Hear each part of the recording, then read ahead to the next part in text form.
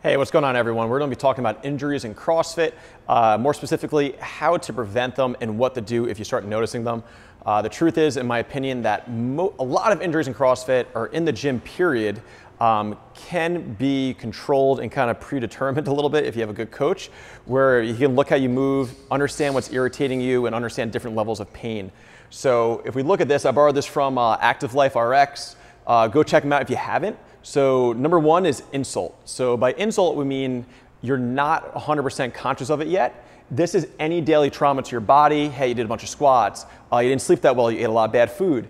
It's subconscious, but stuff is still going on. This could also be, my coach tells me every time I squat that I need to get my knee lined up with my toes, but I don't because nothing hurts. But then over time, I start having irritation. You know, Dave, every time I snatch, my right shoulder afterwards feels a little funny. You can just feel it. Okay, that's where all of a sudden this insult gets big enough where now we have some irritation.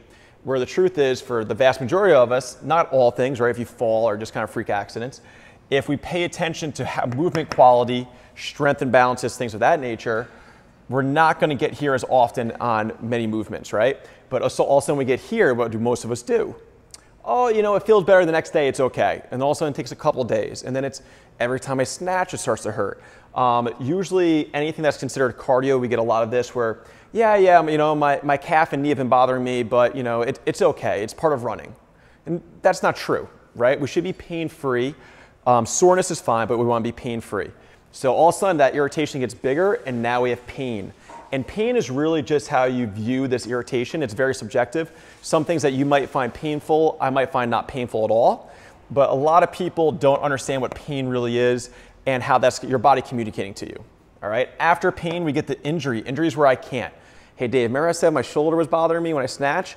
I can't snatch. I can't overhead squat. The PVC pipe even hurts. All right. So now we're in an injury state. And then finally, we get to restrictions of flexibility. So you can have primary and secondary restrictions. Primary are what are causing the problem. So for instance, maybe in your shoulder, you have a bony growth. That might be, hey, you're born with it. Nothing you can do about it unless you want to go to the doctor and get it shaved off. I'm not a doctor, so I can't tell you whether or not this is the right thing for you to do. Or it might be just bad movement has built up arthritis in the joint, and now we have bony growths. Secondary problems would be myofascial trigger points, where we've got knots in muscles, or collagen buildup, where those aren't the cause of the problem, but that's how the problem is shown, right? Now, if you're going to a CrossFit gym, or you're going to a personal trainer, or maybe you go to a Globo gym, a regular gym, Retro Fitness, where it happens to be, if you have irritations happening and it's starting to creep in the pain, and maybe, hey, I have an injury where I don't do a certain movement, we really want to be able to have a trainer or a coach, someone that can see this and see how you move and make the right decision early on when it's just an irritation. And the truth is, most of us have to be willing to slow down the speed up in this case, where, hey, you know what, something's going on every time I squat, I get a little patellar pain, let me do some assessments, figure out what it is, and then slow down the speed up. Maybe I don't squat below parallel for a while. Maybe the trainer will look at you like an athlete and work with the athlete instead of just coaching the movement. We want to coach athletes. Now, if you do go to a CrossFit gym, I hope you have a coach that's like that. If at the very least you have a coach that understands that maybe they're not great at this stuff, they have a professional to send you to. Someone who can look at this stuff, that looks at you as an athlete that wants to get back working out, not someone who just wants to feel good sitting on the couch.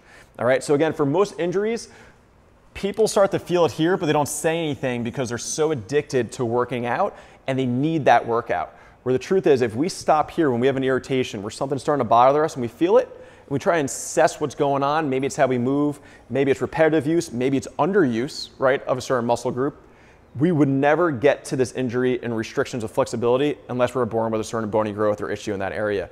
So again, injuries in CrossFit, stop it here, assess it, slow down, so that way you don't have to move down this scale to all of a sudden you're never snatching. Worse, you get surgery. All right, so find a coach that can help you, work with a trainer.